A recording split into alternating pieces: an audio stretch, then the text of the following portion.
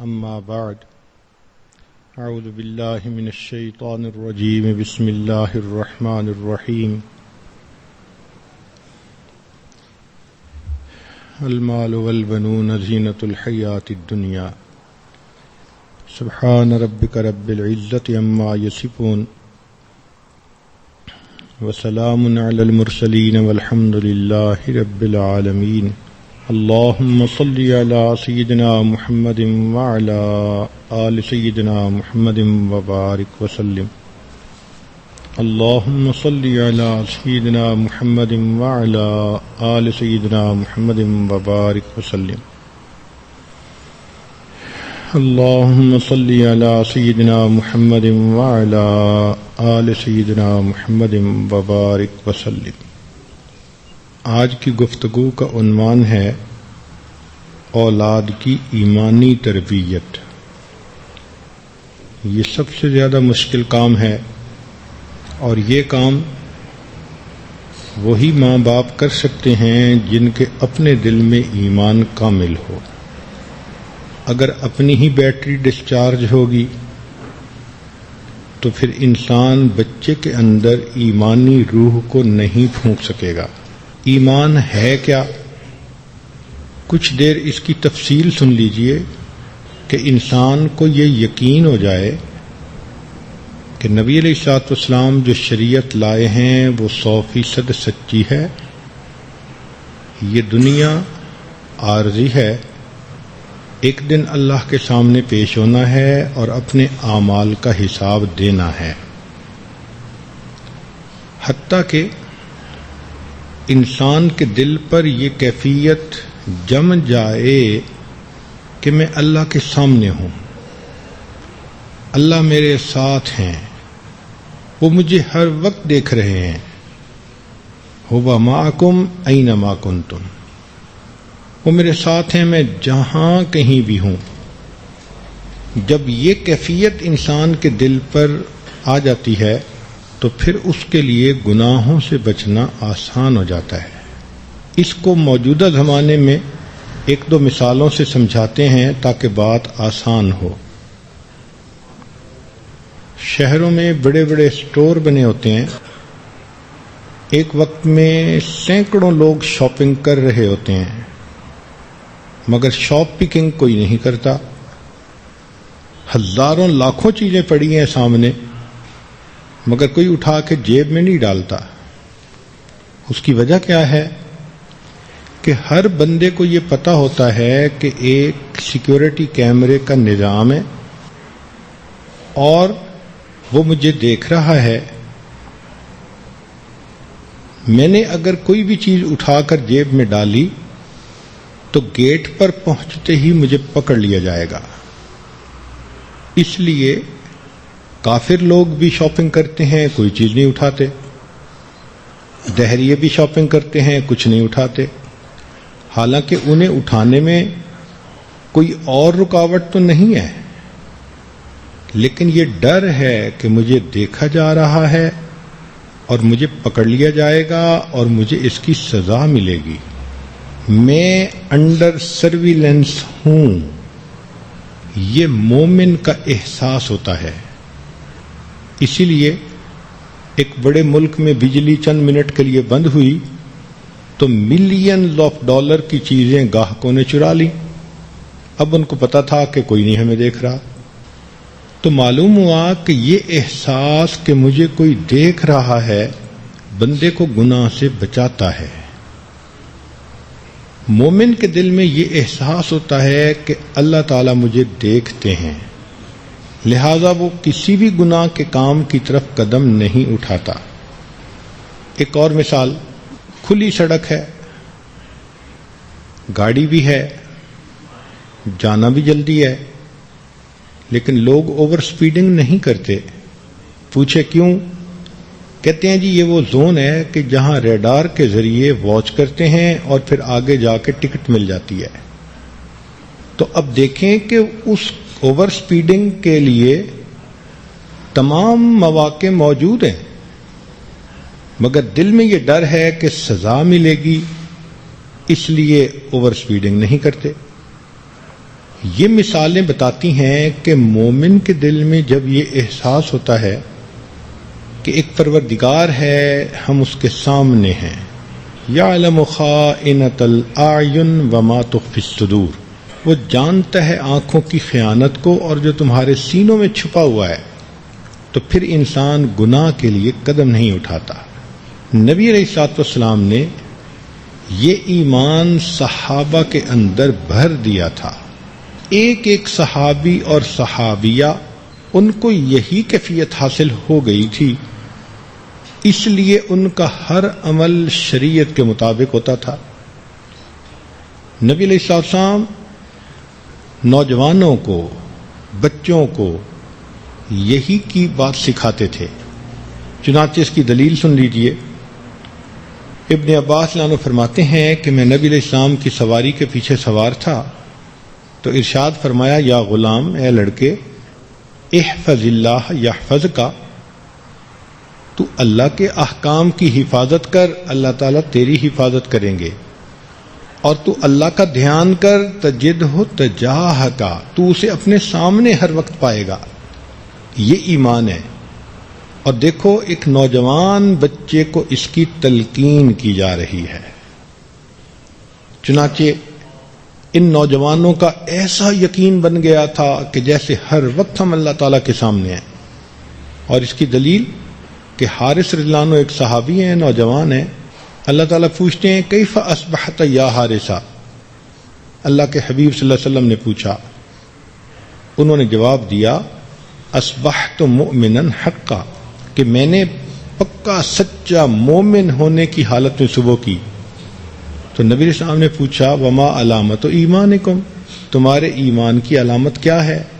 تو جواب دیا کہ اللہ کے نبی صلی اللہ علیہ وسلم، مجھے ہر وقت یوں محسوس ہوتا ہے جیسے میں عرش کے سامنے ہوں اور کچھ لوگ جنت میں جا رہے ہیں اور کچھ لوگ جہنم میں جا رہے ہیں۔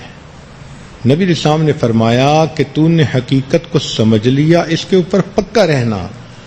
یہ ایمان کی کیفیت ہم سب کے اندر آ جائے تو گناہ ہماری زندگی سے ختم ہو جائیں۔ چنانچہ نوجوان صحابہ کے ایمان کی مثالیں سن لیجئے۔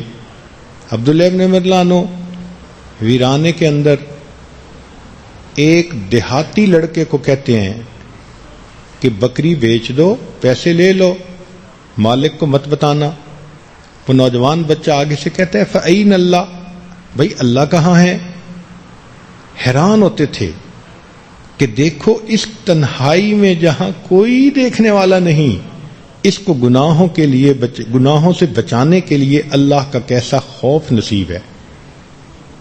بوڑھی ماں کہتی ہے، بیٹی دودھ میں پانی ڈال دو، گاہک لینے والے آئیں گے، گائے نے کم وہ دودھ دیا، مقدار پوری کر دو۔ اور کون سا عمر دیکھتا ہے؟ تو نوجوان بچی جواب دیتی ہے کہ اگر عمر نہیں دیکھتا، عمر کا خدا تو دیکھتا ہے۔ تو ان مثالوں سے پتہ چلا کہ نوجوان لڑکے اور لڑکیوں کے دل میں یہ احساس ہر وقت تھا کہ اللہ تعالی ہمیں دیکھتے ہیں۔ قرآن مجید میں فرمایا، الم یعلم بان اللہ یرا، کیا وہ نہیں جانتے کہ اللہ تعالیٰ دیکھتے ہیں؟ اس لیے ان کو اللہ کی باتوں پہ پکا بھروسہ تھا، یقین تھا، چنانچہ گناہوں سے بچنا ان کے لیے آسان۔ اور یہی کیفیت پھر ہمارے بعد کے آنے والے بزرگوں کو بھی حاصل تھی۔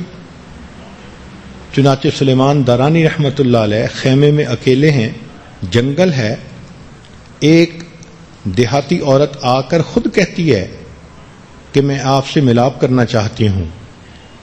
تو سلیمان دارانی رحمۃ اللہ علیہ کی آنکھوں میں آنسو آ گئے کہ شیطان نے مجھے اللہ سے دور کرنے کے لیے اپنا نمائندہ بھیج دیا۔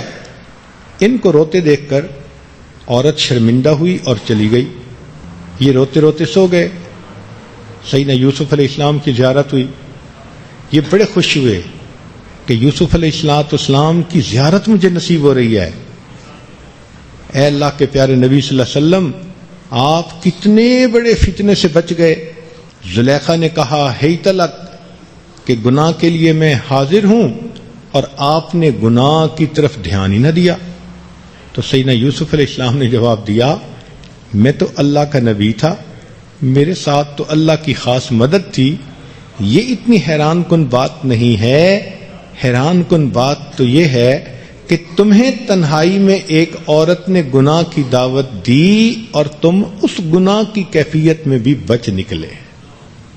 تو دیکھو اللہ کے انبیاء خواب میں مبارکیں دے رہے ہیں. مسجد نبوی میں ایک بزرگ تھے عبید بن عمیر. ایک خاوند نے ان کا تذکرہ کیا، جی بڑے نیک آدمی ہیں، چنچل بیوی تھی، خوبصورت تھی. کہنے لگی اچھا اگر کبھی میرا چہرہ دیکھیں تو مجھ سے تو ملنے کی تمنا کریں. انہوں نے کہا نہیں ایسا نہیں ہے. کہنے لگی اچھا تم اجازت دو میں تمہیں بتاتی ہوں کیسے پھنستے ہیں. بڑا مان تھا اس کو اپنے حسن و جمال پر. چنانچہ بھی خاوند نے کہا کہ ٹھیک ہے. ایک دن وہ کوئی مسئلہ پوچھنے کے بہانے آئی اور اس نے آ کے عبید رحمت اللہ علیہ ان کے سامنے چہرہ کھول دیا. تو انہوں نے فوراً نگاہیں جھکا لی. یہ کہنے لگی کہ میں تو آپ کو مس کرتی ہوں اور رہ نہیں سکتی. جو گانے گاتی ہیں لڑکیاں مردوں کے سامنے، اس نے وہی گانا شروع کر دیا. تو انہوں نے آگے سے ایک جواب دیا کہ یہ بتاؤ کہ قیامت کے دن جب نبی علیہ السلام بھی ہوں گے، سارے انسان ہوں گے، اس وقت تم پسند کرتی ہو کہ مجھے اور تمہیں ہتھ کڑی لگا کر پیش کیا جائے کہ یہ دونوں زانی تھے؟ یہ بات سنتے ہی اس عورت پر ایک خوف آ گیا. کہنے لگی نہیں یہ تو میں پسند نہیں کرتی. انہوں نے کہا پھر کیوں مجھے گناہ کی دعوت دے رہی ہو؟ یہ سن کر وہ عورت واپس آئی اور گھر آ کر اس نے پوری زندگی کی ترتیب بدل دی. کہنے لگی اگر مرد اتنے نیک ہو سکتے ہیں تو میں کیوں نہیں ہو سکتی؟ چنانچہ وہ رات کو تہجد پڑھا کرتی تھی اور اللہ اللہ کیا کرتی تھی. تو اس کا خاوند کہا کرتا تھا کہ میں نے عبید کا کیا بگاڑا تھا کہ اس نے میری بیوی کو راہبہ بنا دیا. تو یہ اللہ والوں کی کیفیت ہوتی ہے. کوئی تھوڑی دیر کے لیے آتا ہے اس کے دل میں بھی ایمان بھر جاتا ہے. واقعہ ہے نوجوان کو ایک باندی کے ساتھ غلط محبت ہو گئی، نفسانی محبت ہو گئی. تو وہ موقع کی تلاش میں تھا کہ یہ کہیں مجھے اکیلی ملے. ایک رات کسی جگہ وہ لڑکی اس کو اکیلی مل گئی. تو اس نے اس کو کہا کہ بس میں تو تمہارے بغیر رہ ہی نہیں سکتا، مجھے تم سے بہت پیار ہے. جب اس نے یہ الفاظ کہے تو وہ لڑکی جواب دینے لگی کہ جتنا پیار تمہیں مجھ سے ہے اس سے زیادہ مجھے آپ سے ہے، لیکن میں اللہ سے ڈرتی ہوں. اس نیک بچی کے ایسی بات تھی کہ اس نوجوان کے دل میں اتر گئی اور اس نے ہمیشہ کے لیے گناہ سے توبہ کر لی. یہ واقعات بتاتے ہیں کہ ہمارے اسلاف کے دلوں میں ہر وقت یہ استحضار تھا، یہ سوچ تھی کہ اللہ ہمیں دیکھتا ہے. اس وجہ سے پھر گناہوں سے بچنا آسان. اب آج یہ کیفیت ماں باپ کی اپنی نہیں ہوتی، وہ بچوں کی کیا بنائیں گے؟ اس لیے ایمانی تربیت کرنا آج کل بہت ضروری ہے. مشکل کام.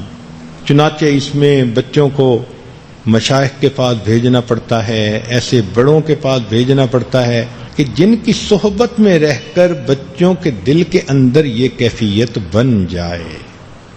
تاہم ابتدا تو پھر ماں باپ ہی کرتے ہیں.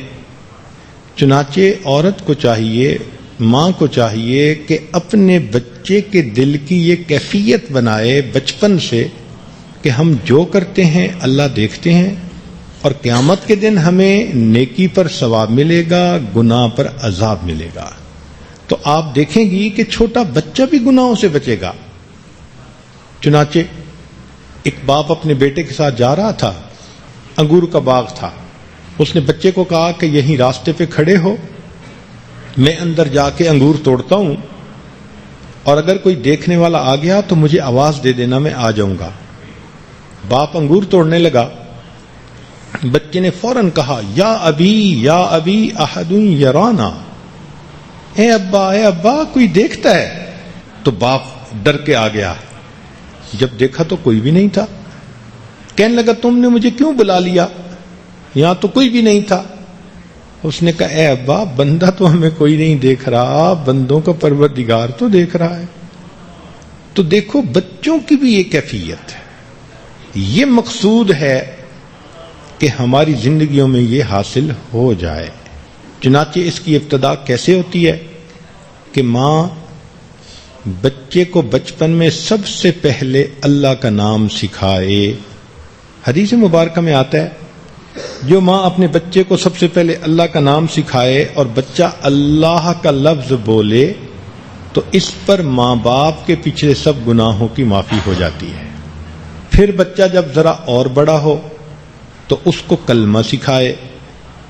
حدیث مبارکہ پہلے کسی بیان میں بتائی گئی کہ جس دن بچہ لا الہ الا اللہ پڑھتا ہے اللہ تعالیٰ اس سکھانے والے کا قیامت کے دن حساب نہیں لیں گے۔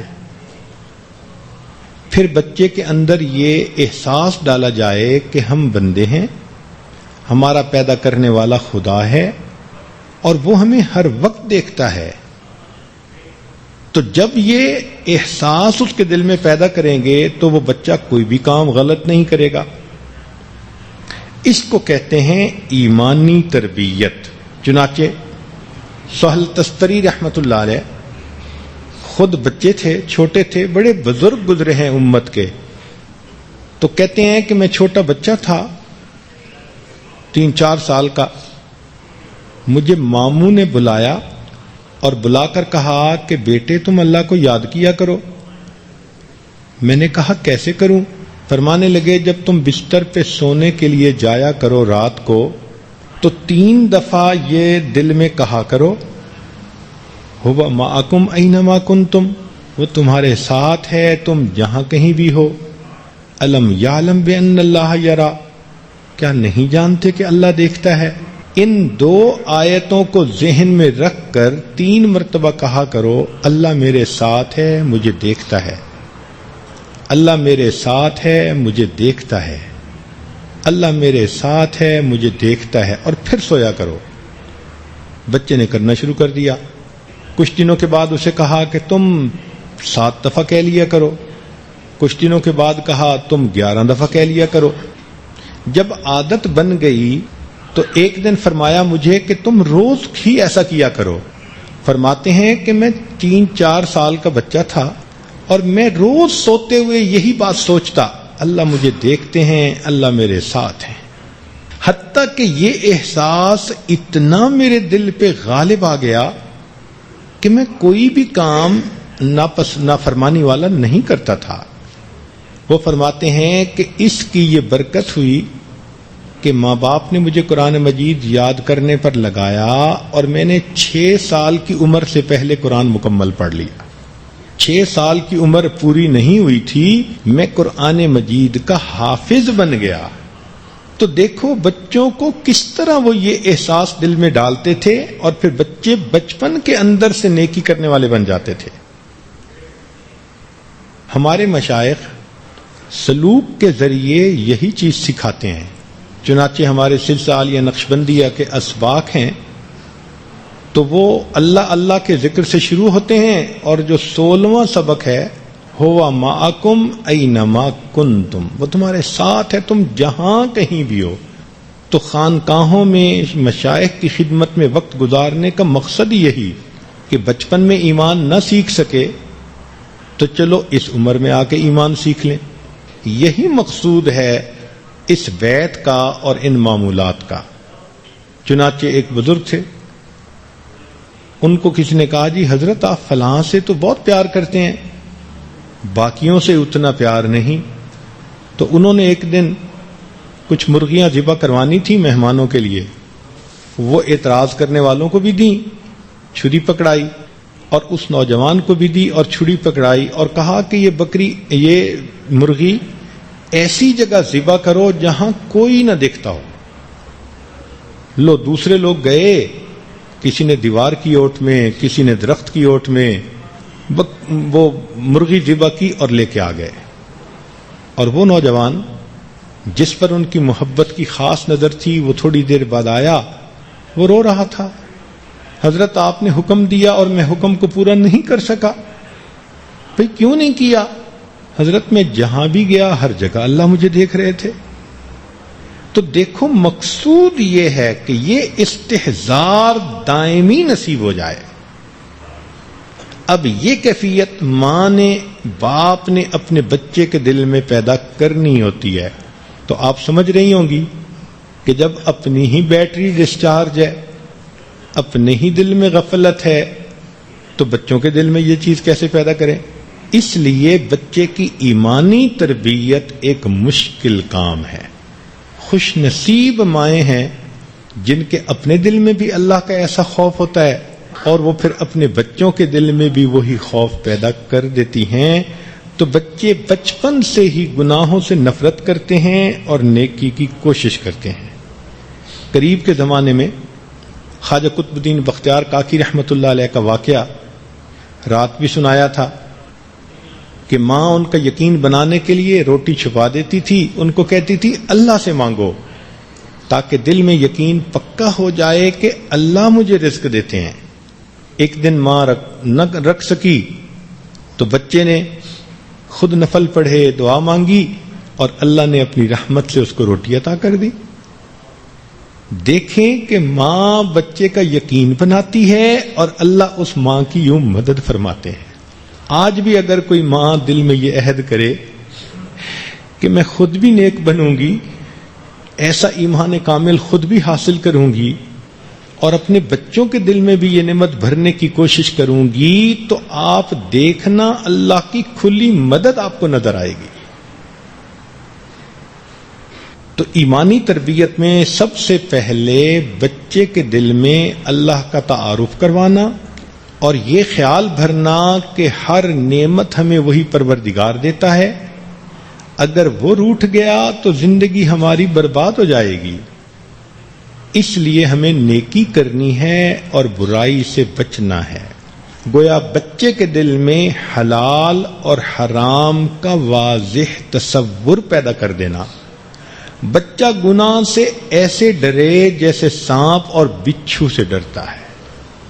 دیکھیں نا، بچے کو آپ بجلی کی تار سے بچاتی ہیں نا، اور پھر بچہ بچتا ہے. کسی بچے نے ہاتھ لگایا؟ کوئی نہیں لگاتا. اسی طرح ان کو گناہ سے بھی بچائیں کہ بیٹا گناہ کرنے سے عذاب کا جھٹکا پڑے گا، تمہاری روحانی موت آ جائے گی. تو بچے گناہ نہیں کریں گے. آج ہم کہتے ہیں بچے بگڑ گئے. سوچیں ہم نے بنانے کی کوشش کب کی؟ ہم الزام ان کو دیتے تھے، قصور اپنا نکل آیا. جب ہم نے بچوں کو یہ ایمان سکھانے کی کوشش ہی نہیں کی تو بچے تو پھر بڑے ہو کے وہی کریں گے نا جو ان کا نفس کہے گا. اس لیے جو چھوٹے بچے ہیں ان کی تربیت کی کوشش آج سے کریں. جو بڑے ہیں ان کو پھر مشائخ کے پاس بھیجیں تاکہ ان کے دل میں یہ کیفیت آ جائے. یہ کرنے کا کام ہے. چنانچہ ایمانی تربیت کا پہلا نقطہ کہ بچے کے دل میں اللہ رب العزت کے بارے میں ایمان کو مضبوط پیدا کر دینا. دوسرا نقطہ کہ بچے کے دل میں نبی علیہ الصلوۃ والسلام کی محبت کو بھر دینا. چنانچہ نبی علیہ الصلوۃ والسلام کا تذکرہ اتنے اچھے طریقے سے کریں، اتنی محبت کے ساتھ کریں کہ بچے کے دل میں نبی علیہ السلام کی محبت بھر جائے.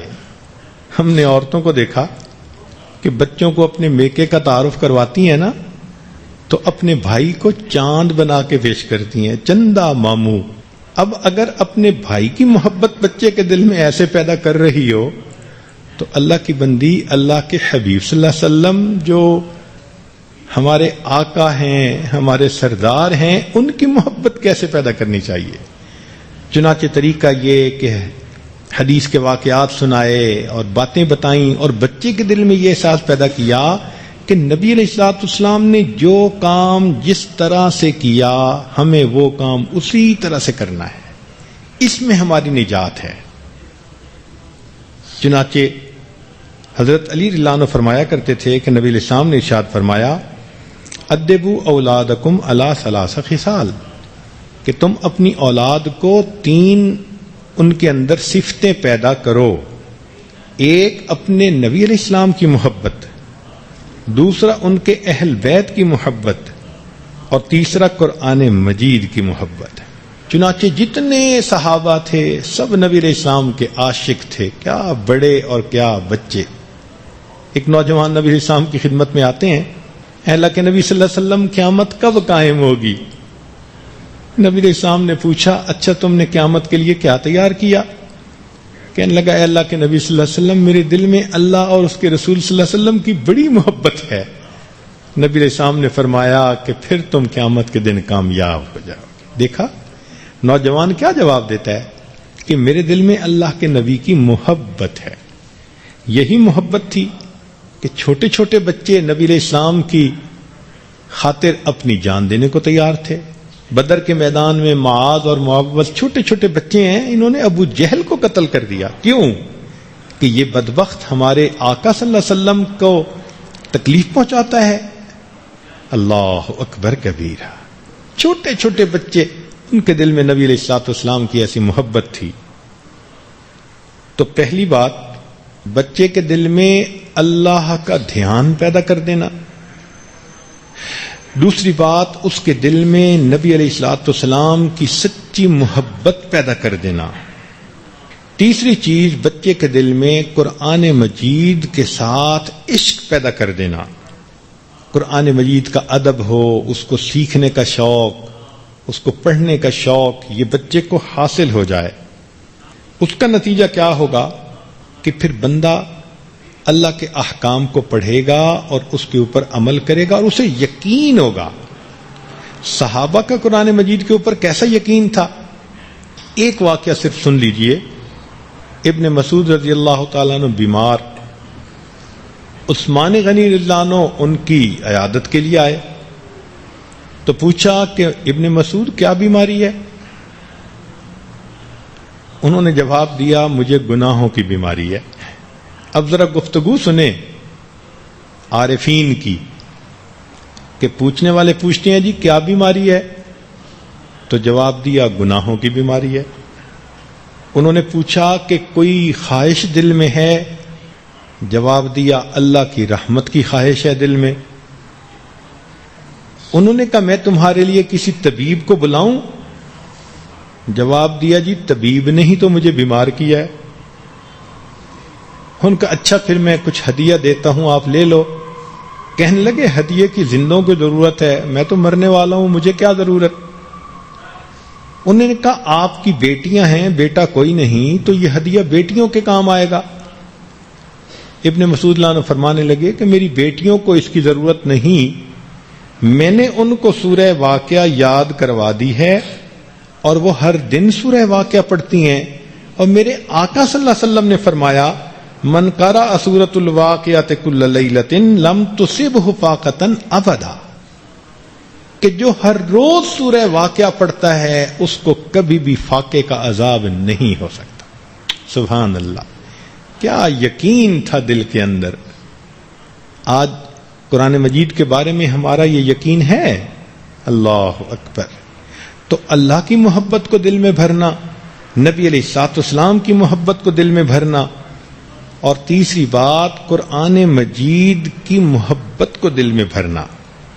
اس لیے نبی علیہ السلام نے فرمایا کہ قرآن مجید میں ایک سورت ہے 30 آیات کی، یعنی سورہ ملک، میرا دل چاہتا ہے کہ وہ سورت میرے ہر امتی کے دل میں ہو۔ ہم میں سے ہر عورت کو یا ہر مرد کو یاد ہے؟ نہیں۔ غفلت کی انتہا دیکھیے۔ تو قرآن مجید کی محبت کو دل میں بٹھانا، پھر قرآن مجید کی آیتیں انسان پڑھے گا، اس پر اثر ہوگا۔ نوجوان صحابہ کا یہ حال تھا۔ ابن عباس روایت کرتے ہیں کہ نبی علیہ السلام نے فرمایا یا ایھا الذین آمنوا قوا انفسکم واہلیکم نارا۔ جیسے ہی یہ آیت نبی علیہ السلام کی مبارک زبان سے نکلی، ایک نوجوان صحابی کانپا اور نیچے گر گیا۔ نبی علیہ السلام نے اسے دیکھا کہ یہ تو آخری لمحے میں ہے، تو فرمایا کہ بھئی کلمہ پڑھو۔ اس نے کلمہ پڑھا۔ نبی علیہ السلام نے فرمایا تمہیں جنت کی بشارت ہو۔ تو دیکھنے والوں نے پوچھا اے اللہ کے نبی اسی کے لیے؟ فرمایا ذالک لمن خاف مقامی وخاف وعید۔ قرآن کی آیت ہے، اللہ فرماتے ہیں جو میرے وعدے سے ڈرے گا اور میرے سامنے کھڑا ہونے سے ڈرے گا، یہ جنت کی نعمت اس کو عطا کی جائے۔ تو دیکھیے قرآن کی آیت سن کر دل پر کیا کیفیت ہو جاتی ہے۔ سبحان اللہ۔ یہ وہ چیزیں ہیں جن کو تمنا بنا کے مانگنا چاہیے، پھر انسان نیک اور دیندار بنتا ہے۔ چنانچہ قریب کے زمانے میں ایک بزرگ گزرے ہیں علامہ شامی رحمۃ اللہ علیہ، ہمارے سلسلہ کے بزرگ تھے۔ ان کا واقعہ ہے کہ بچے تھے، قرآن مجید کے حافظ بنے تو یہ باپ کے ساتھ دکان پر بیٹھتے تھے، نابالغ تھے ابھی، اور بیٹھ کے خالی وقت میں قرآن پڑھا کرتے تھے۔ ایک دن ایک گاہک آیا، اس نے قرآن پڑھتے دیکھا، اس نے کہا بچے دکان پہ بیٹھ کے قرآن پڑھنا ٹھیک نہیں ہے۔ پوچھا کیوں؟ اس نے کہا ایک تو تم جو پڑھو گے تو ہر بندہ سنے گا نہیں، گناہ کا مرتکب ہوگا، اور دوسرا یہ کہ بندہ تمہیں نیک سمجھ کے تمہاری چیز خریدنے کی کوشش کرے گا، تو یہ تو مارکیٹنگ کر رہے ہو تم۔ بس یہ بات سن کے یہ وہاں سے اٹھے اور ابو سے کہا کہ ابو مجھے دین سیکھنا ہے۔ تو سید تنوخی سعید حموی رحمت اللہ علیہ اس وقت کے بزرگ تھے، یہ ان کی خدمت میں پہنچے اور اتنا علم پڑھا کہ علامہ شامی ابن عابدین رحمت اللہ علیہ بن گئے۔ قرآن مجید کی ایسی محبت ہوتی تھی بچوں کے دل میں۔ ہارون رشید کے دربار میں ایک بچہ لایا گیا جس کی عمر 4 سال تھی اور وہ قرآن کا حافظ تھا۔ اس کو بھوک لگی، وہ رونے لگ گیا۔ باپ نے کہا بیٹا رو نہیں، تجھے میں گڑ کی ڈلی لے کے دوں گا۔ ہارون رشید نے اس سے 5 دفعہ سے قرآن مجید سنا اور اس نے ہر جگہ سے صحیح سنا دیا۔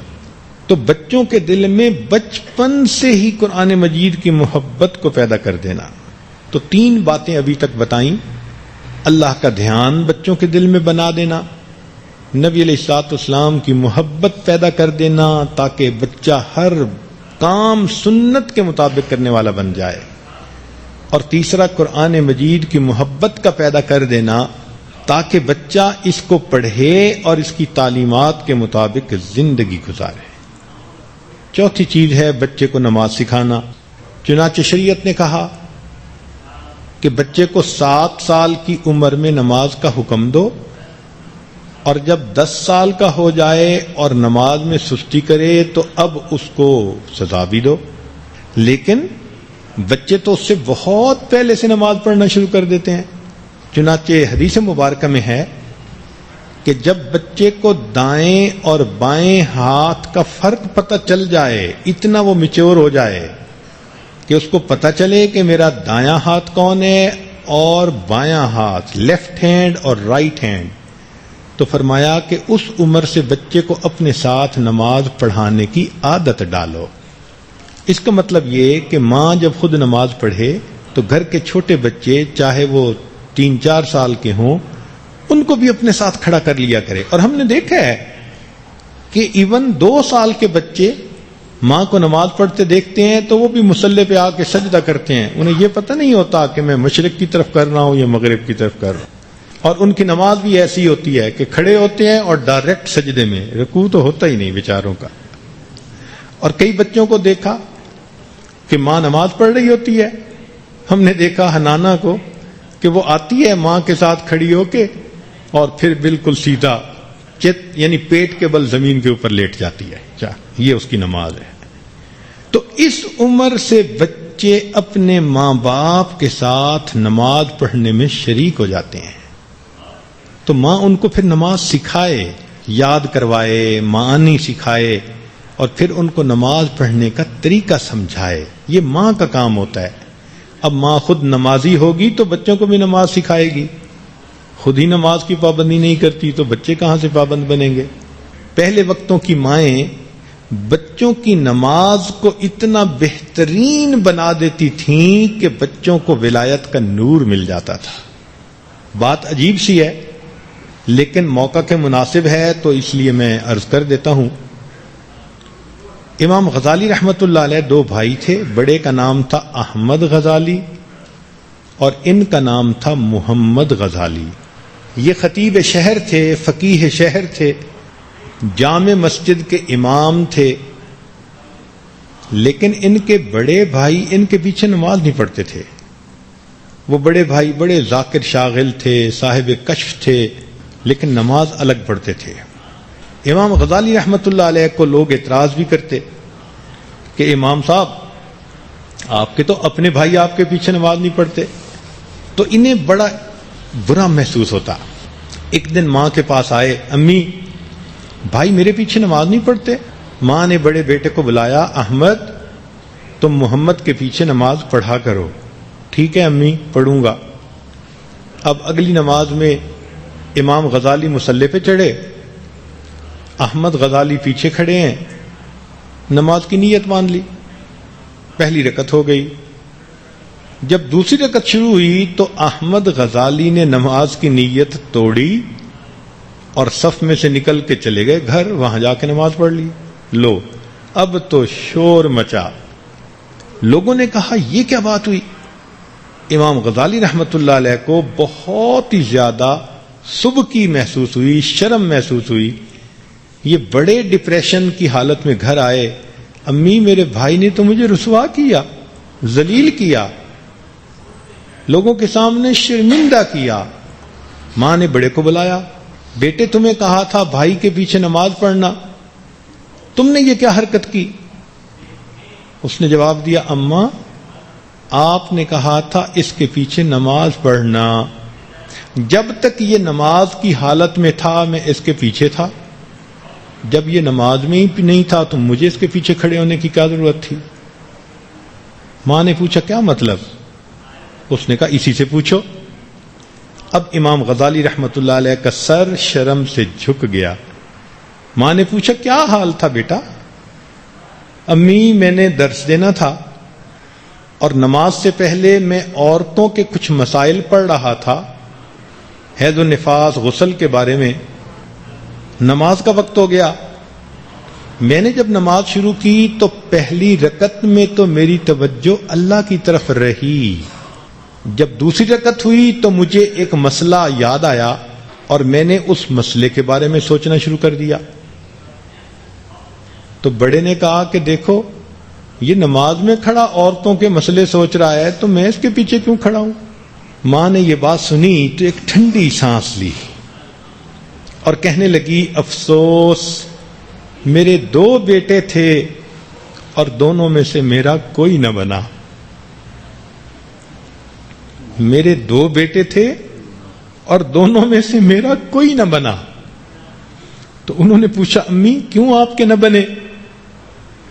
کہنے لگی کہ ایک مصلی پہ کھڑا نماز میں عورتوں کی باتیں سوچ رہا تھا اور دوسرا اس کے پیچھے کھڑا اس کے دل کی طرف دیکھ رہا تھا, اللہ کی طرف دھیان تو کسی کا نہیں تھا.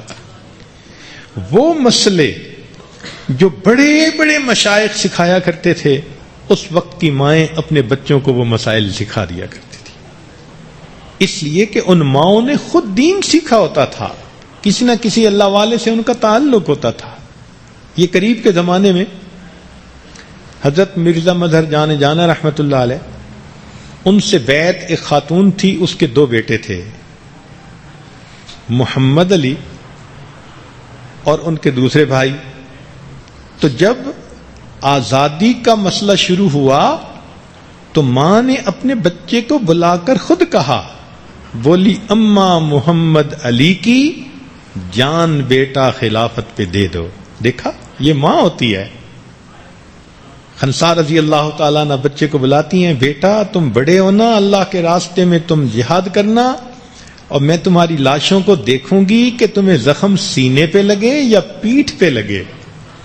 سینے پہ لگے تب راضی ہوں گی. اماں کیوں ایسے کہتی ہیں؟ بیٹا قیامت کے دن مجھے پکارا جائے گا, شہیدوں کی ماں کہاں ہے, میں اللہ کے سامنے سرخرو ہو جاؤں گی. اللہ اکبر کبیرہ. یہ ایمانی تربیت مقصود زندگی ہے اور یہ کرنی بڑی مشکل ہے. تو پہلی بات, بچے کے دل میں اللہ رب العزت کا دھیان بھر دینا, محبت اور خوف دونوں بھر دینا, تاکہ محبت میں انسان نیکی کرے اور خوف کی وجہ سے انسان گناہوں سے بچے, اور یہ احساس ہو کہ میں ہر وقت اللہ کے سامنے ہوں, وہ مجھے دیکھتے ہیں. دوسری بات, نبی علیہ السلام کی محبت کو بھرنا تاکہ بچہ سنت پر عمل کرے. تیسری بات, قرآن مجید کی محبت کو بھر دینا تاکہ بچہ اس کی تلاوت کرے اور اس کی تعلیمات کے مطابق زندگی کو گزارے۔ چوتھی چیز، بچوں کو نماز سکھانا۔ والد کو چاہیے کہ وہ اپنے بچے کو جب ذرا بڑا ہو تو نماز کے لیے انگلی پکڑ کے ساتھ لے جائے، مسجد کے آداب بچے کو بتائے، پہلے جمعہ کی نماز میں لے جائے، عید کی نماز میں لے جائے، جب ذرا اور بڑا ہو تو پھر 5 وقت کی نماز میں لے جائے، اور بڑا ہو تو بچے کو استخارہ کرنا، تہجد پڑھنا، باقی نوافل پڑھنا، ان کی بھی عادت ڈالنی چاہیے۔ چنانچہ حضرت علی رضی اللہ تعالیٰ عنہ نے حضرت حسن رضی اللہ عنہ کو خود وضو کرنا سکھایا، حدیث پاک میں آتا ہے۔ اسلاف اس لیے مسجد کے قریب اپنے گھر بناتے تھے تاکہ بچوں کے لیے مسجد میں جانا آسان ہو۔ بچے ماں باپ کو جو کرتا دیکھتے ہیں وہی کرتے ہیں۔ چنانچہ ایک دفعہ ہم نے دیکھا کہ گھر کے چند بچے تھے، اب وہ آپس میں کھیل رہے تھے تو کہنے لگے آؤ مراقبہ کریں، تو وہ آپس میں بیٹھ کے بچے بچیاں سر جھکا کے بیٹھ گئے، جی مراقبہ ہو رہا ہے۔ اور پھر جب مراقبہ ختم ہوا تو ایک بچی کہنے لگی میری بڑی کیفیت بن رہی ہے۔ جو بڑوں کو کرتا دیکھا چھوٹے بچوں نے وہی کیا۔ نماز سکھانے کے ساتھ بچے کو روزے کی عادت ڈالنا۔ چنانچہ جب مناسب عمر ہو جائے کہ بچہ روزہ رکھ سکے تو اس وقت بچے کو ابتدا میں رمضان کے چند روزے رکھوانے چاہیے۔ جب محسوس ہو کہ ہاں رکھ سکتا ہے تو پھر رمضان کے روزے ڈالنے کی عادت ڈال دینی چاہیے بلوغت سے بہت پہلے۔ اور الحمدللہ کتنے بچے ایسے ہیں نابالغ ہیں، سمجھدار ہیں، مگر روزہ رکھتے ہیں۔ صحابہ رضی اللہ عنہم فرماتے ہیں کہ جب نبی علیہ السلام نے حکم دیا کہ 10 محرم کو روزہ رکھو تو ہم اپنے بچوں کو روزہ رکھواتے تھے، اور اگر بچے بھوک اور پیاس کی وجہ سے روتے تو ہم ان کو کھیلنے کے لیے کھلونے دے دیا کرتے تھے۔ تو اس حدیث پاک سے پتہ چلتا ہے کہ اتنی چھوٹی عمر تو تھی نا ان بچوں کی کہ ان کو وقت گزاری کے لیے کھلونے دیتے تھے۔ تو اسی طرح گھروں میں بچوں کو روزہ ڈالنے کی عادت، روزہ رکھنے کی عادت ڈالنی چاہیے۔ ہمارا ایک کلاس فیلو تھا، اس عمر میں جب کالج میں انسان ہوتا ہے 17-18 سال کی عمر، اس کا وزن 100 کلو سے بھی زیادہ تھا، اتنا موٹا، رمضان کے روزے نہیں رکھتا تھا۔ تو میں نے اس سے پوچھا کہ تم روزے کیوں نہیں رکھتے؟ کہتے ہیں امی کہتی ہے تم کمزور ہو جاؤ گے۔ سبحان اللہ، کہ 18 سال کی عمر میں بچے کا وزن 100 کلو اور ماں کہہ رہی ہے کہ نہیں روزہ رکھنے سے تم کمزور ہو جاؤ گے۔ اس لیے کہ ماں کے دل میں خود احساس نہیں نا روزے کا۔ روزہ رکھنے کے بعد پھر بچے کو اگر اللہ موقع دے تو حج بھی سکھانی چاہیے، کروانی چاہیے۔ ابن عباس لانوں نے لڑکپن میں حج کی، ابو الفضل لانوں نے لڑکپن میں حج کی، اسامہ لانوں نے لڑکپن میں حج کی۔ حجت الوداع میں یہ سب شریک تھے۔ صائب بن یزید فرماتے ہیں میں نے 7 سال کی عمر میں حج کی۔ تو صحابہ رضی اللہ عنہم اپنے بچوں کو بھی حج عمرے پہ ساتھ لے کے جاتے تھے۔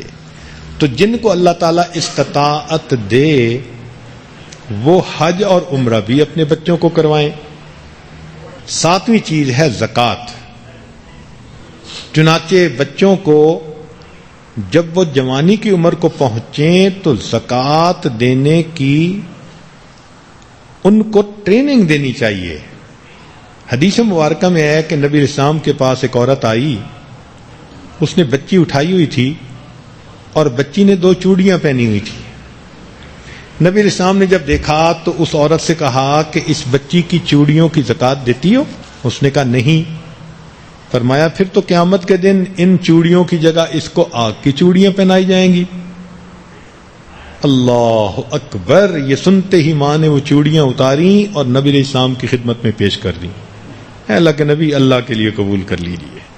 تو چھوٹے بچوں کو بھی جب جو جوانی کی عمر کو پہنچیں تو زکوٰۃ دینے کا کنسپٹ ان کے ذہن میں ڈالا جائے۔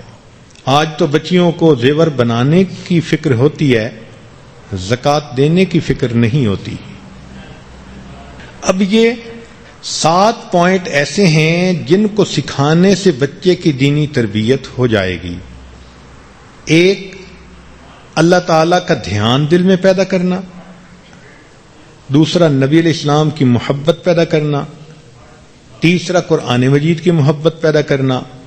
4، نماز کی عادت ڈالنا۔ 5، روزہ کی عادت ڈالنا۔ 6، حج اور عمرہ کروانا اور سکھانا۔ اور 7واں زکوٰۃ دینے کی عادت ڈالنا۔ چنانچہ جتنے بھی ارکان اسلام ہیں وہ آپ نے جب بچوں کو سکھا دیے تو آپ نے بچوں کو دین سکھا دیا۔ اس کے بعد ایک پوائنٹ اور ہے، وہ یہ کہ دین کی ایسی محبت پیدا کرنا کہ جب وقت کبھی آ جائے تو بچہ جان تو دے دے، دین سے پیچھے نہ ہٹے۔ اس کو کہتے ہیں دین کے اوپر ثابت قدمی۔ یہ بچوں کو سکھانی پڑتی ہے، ان کو بتانا پڑتا ہے کہ بچوں ہم نے دین کو نہیں چھوڑنا۔ چنانچہ نبی علیہ السلام نے ایک نوجوان صحابی کو کہا کہ تم توحید کے ساتھ لگے رہنا، حتیٰ کہ تمہیں اگر سولی پہ لٹکا دیا جائے، آگ میں ڈال دیا جائے، پہاڑ سے نیچے گرا دیا جائے، پھر بھی توحید سے پیچھے مت ہٹنا۔ یہ چیز بچوں کو سکھانی کہ دین کے اوپر ہم نے ہر حال میں عمل کرنا ہے۔ جان جا سکتی ہے، ہم دین کو ہرگز نہیں چھوڑ سکتے۔ یہ ایمان کا کمال ہے۔ چنانچہ موسیٰ علیہ السلام کے وقت میں جادوگروں کو یہ کیفیت حاصل ہوئی۔ فرعون نے جادوگروں کو کہا میں تمہارے ایک طرف کا بازو اور دوسری طرف کی ٹانگ کاٹ دوں گا۔ جواب میں کہا فقض ما انت قاض، جو تو کر سکتا ہے کر لے، ہم اب پیچھے نہیں ہٹ سکتے۔ سبحان اللہ۔ فرعون نے اپنی بیوی کو بھی اسی طرح بہت ظلم کیے کہ پیچھے ہٹو ایمان سے، اس نے بھی کہا میں پیچھے نہیں ہٹ سکتی۔ اللہ کو اس عورت کی یہ سزا برداشت کرنی اتنی پسند آئی کہ اللہ نے اس کا تذکرہ قرآن مجید میں کیا۔ تو بچوں کو دین کے اوپر ثابت قدمی، اس کا بھی جذبہ سکھانا پڑتا ہے، واقعات سنانے پڑتے ہیں، خود دین پر ثابت قدم رہ کر دکھانا پڑتا ہے، تو پھر بچے بھی ثابت قدم بن جاتے ہیں۔ چنانچہ ایک واقعہ سنا کر میں اپنی بات کو مکمل کروں گا۔ بنی اسرائیل میں پہلے وقت میں ایک بادشاہ تھا، خدائی کا دعویٰ کرتا تھا، ملک تھا، مال تھا، لوگ تھے، تو بہاروں کی زندگی گزار رہا تھا۔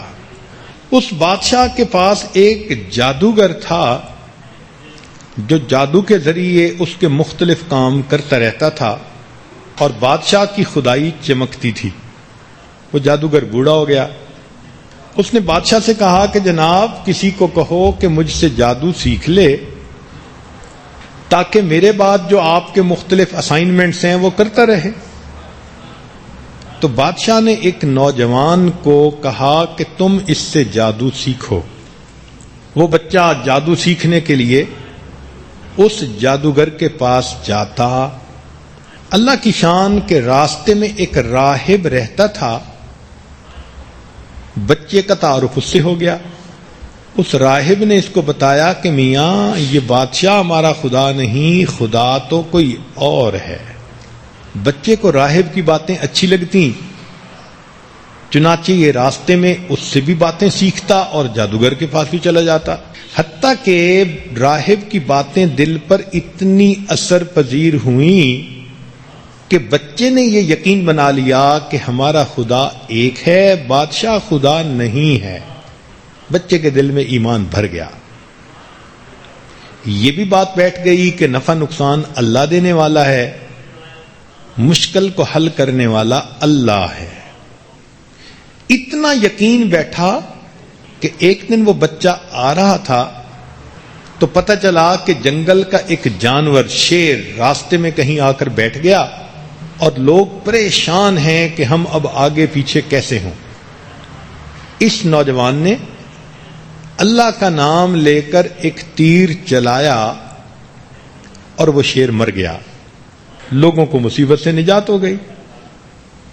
لو جی اس بات کا بڑا چرچا ہوا کہ اس نوجوان نے ایک تیر کے ذریعے شیر کو مار ڈالا. جب یہ بات راہب کو ملی تو اس نے پوچھا نوجوان سے کہ تم نے شیر کو کیسے مارا؟ اس نے کہا کہ میں نے اللہ کو مدد کے لیے پکارا اور اللہ پہ بھروسہ کر کے یقین کے ساتھ تیر چلایا کہ میرا اللہ مجھے مصیبت سے نجات دے گا.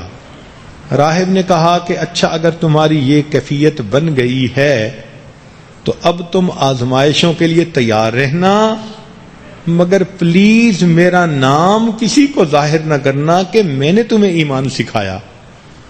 میں بوڑھا ہوں، میں اس وقت تکلیفوں کا حامل نہیں ہو سکتا. اس نے وعدہ کر لیا. وقت چلتا رہا. بادشاہ کا ایک بڑا قریبی دوست تھا، وہ کسی مصیبت بیماری میں گرفتار ہوا تو کسی نے اسے کہا کہ بھئی اس نوجوان کے پاس جاؤ، دعا کرواؤ. وہ اس نوجوان لڑکے کے پاس آیا. نوجوان لڑکے نے کہا کہ میں دعا تو کروں گا، شرط یہ ہے کہ تم یہ مانو کہ ہمارا اللہ آسمانوں پر ہے، یہ بادشاہ نہیں ہے. وہ پھنسا ہوا تھا بیماری میں، اس نے بات مان لی. اس نے دعا کی، اللہ نے اس کی مصیبت کو ختم کر دیا. لو جو بادشاہ کا مصاحب تھا اس کا بھی یقین پکا ہو گیا کہ ہمارا خدا تو اور ہے. ایک دن یہ بادشاہ کے ساتھ بیٹھا بات کر رہا تھا تو بادشاہ نے اس سے پوچھا کہ بھائی فلاں کیا ہوا؟ اس نے کہا اللہ نے اسے ٹھیک کر دیا. اس نے کہا کون سا خدا؟ اس نے کہا جو آسمانوں پہ ہے. وہ تمہیں یہ کس نے بات بتائی؟ اس نے کہا نوجوان نے. لو جی نوجوان پھنس گیا. بادشاہ نے بلا لیا. اس نے کہا میں نے تمہیں بھیجا تھا جادو سیکھنے کے لیے اور تم لوگوں کو تعلیم دے رہے ہو کہ میں خدا نہیں، خدا کوئی اور ہے. اس نے کہا جی بات سچی تو یہی ہے کہ خدا تو ہمارا کوئی اور ہے. بادشاہ نے حکم دیا کہ اس نوجوان کو آگ میں ڈال دیا جائے. آگ میں ڈالا گیا، نوجوان سلامت رہا. بادشاہ نے کہا اس کو پانی میں ڈبو دیا جائے. چنانچہ کشتی کو پانی میں ڈالا گیا، الٹایا گیا. باقی سارے لوگ جو تھے وہ تو مر گئے، یہ پھر بچ گیا. بادشاہ نے کہا پہاڑ سے نیچے گرا دو. پہاڑ سے نیچے گرایا گیا، پھر بھی سلامت رہا. تو بادشاہ نے اس کو بلا کے پوچھا کہ کیا مصیبت ہے، تم مرتے کیوں نہیں؟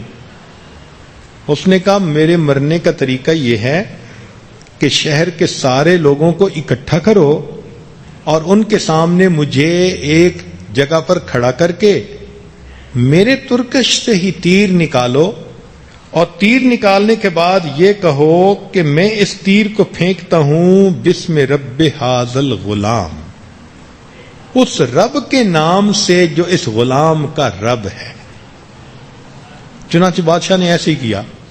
لوگوں کو جمع کیا، لڑکے کو کھڑا کیا اور ترکش میں سے تیر نکال کے یہ کہہ کے کہ اس غلام کے رب کے نام سے میں پھینک رہا ہوں. تیر لگا، بچہ فوت ہو گیا. اس بات کو دیکھ کے جتنی رعایا تھی وہ ساری کی ساری مسلمان ہو گئی، یعنی ساری کی ساری ایمان لے آئی. اب بادشاہ حیران. اس نے رعایا کو کہا کہ تم کیسے خدا کو مان سکتے ہو؟ خدا تو میں ہوں. رعایا نے کہا نہیں، اب تو ہم نے آنکھوں سے دیکھ لیا، خدا وہی ہے جو اس نوجوان کا خدا.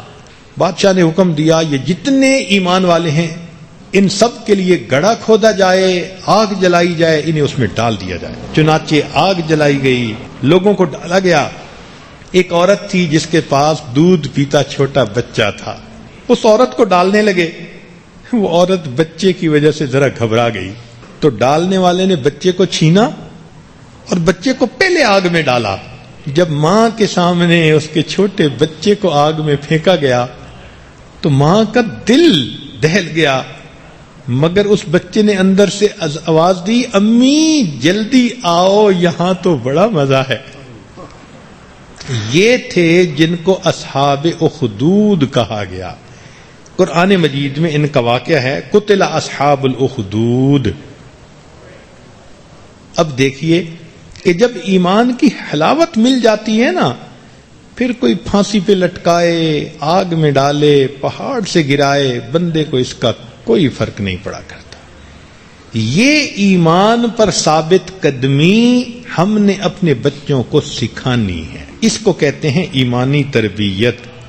اللہ تعالی ہمارے بچوں کو دیندار بنائے اور دین پر ثابت قدمی نصیب فرمائے. وآخر دعوانا ان الحمد للہ رب العالمین. رسول اللہ دعا کر لیجئے. سبحان ربی الوہاب اللہم صلی علی سیدنا محمد وعلی آل سیدنا محمد وبارک وسلم. اے میرے مالک، ہم آپ کے عاجز مسکین بندے ہیں، ظاہر میں بندے ہیں، حقیقت میں نہایت گندے ہیں.